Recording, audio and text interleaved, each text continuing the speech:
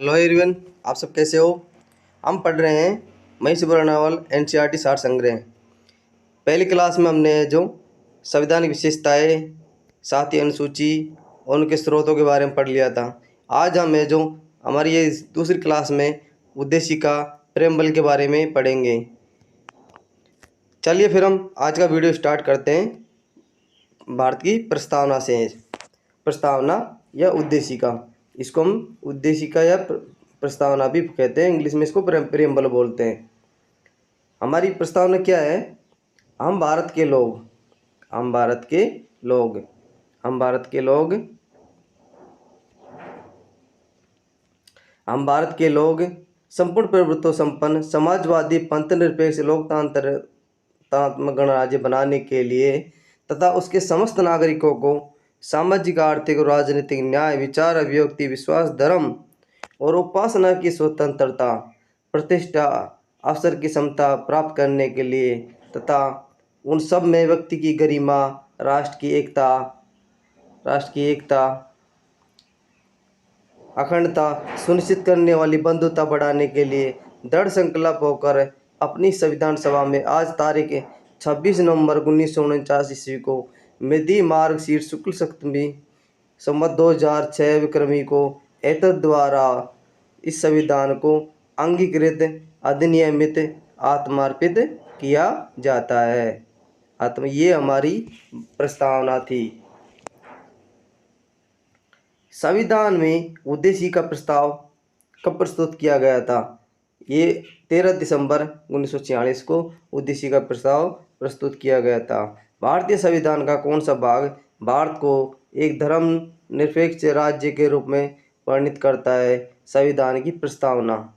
भारतीय संविधान की प्रस्तावना में भारत को एक प्रभुत्व संपन्न समाजवादी पंथ निरपेक्ष लोकतांत्रिक गणराज्य के रूप में घोषित किया गया है। सर्वोच्च न्यायालय द्वारा ऐसा भी किस वाद में कहा गया है कि अनुच्छेद 368 के अंतर्गत संविधान की प्रस्तावना में भी संशोधन किया जा सकता है, परंतु मूल ढांचे का उल्लंघन करने वाला नहीं होना चाहिए। केशवानंद भारतीवाद 1973, केशवानंद 1973 में कहा गया था कि संविधान के मूल ढांचे में कोई परिवर्तन नहीं किया जा सकता है। संविधान संबंधी विचार। संविधान संबंधी विचार उद्देशिका को के मुंशी ने, राजनीतिक जन्मपत्री ठाकुरदास भार्गव ने संविधान की आत्मा तथा N.A. पालकीवाल ने संविधान का परिचय पत्र कहा है।